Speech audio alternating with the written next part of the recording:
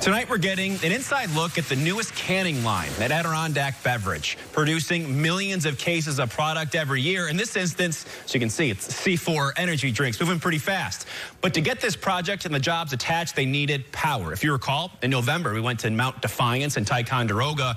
That's where we saw National Grid's efforts to modernize the grid on that transmission line. But now we look at modernization at the local level and why this company's investment in power is an investment in its future.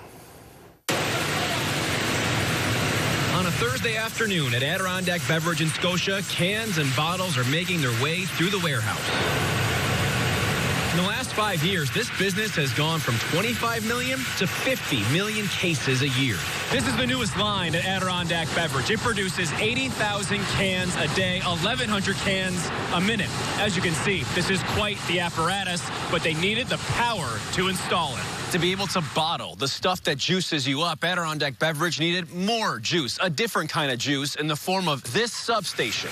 At the time, we had grown so quickly, we kind of lost track of our infrastructure, and we did not have the sufficient power in order to fuel the new investment in the can line. So with the addition of this substation, we were able to increase our capacity from 3.5 megawatts to upwards of 7. Right now, they're using about 4.5 kilowatts to power the 300,000 square foot warehouse. Investments such as these that help take us off the local infrastructure and give us our own source, they offer reliability to us, but I think they offer extended capacity to the community and the rest of the grid. Expanding capacity is the name of the game right now. Utility companies saying infrastructure needs to grow 2 to 3 times in the midst of this electrification push, which is why companies like National Grid are encouraging businesses to invest in adding their own capacity, and in this case, with a $250,000 grant.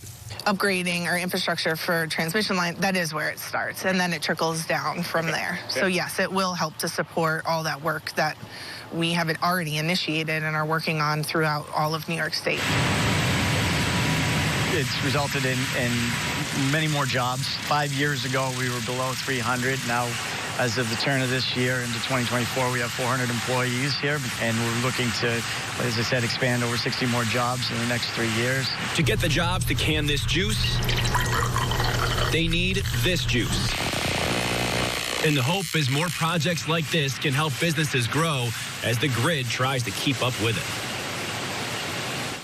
Now, in addition to National Grid, Schenectady Metroplex, Empire State Development, and the town of Glenville also collaborated to make this project happen. Brian Aceto says that correlation was key in getting it across the finish line.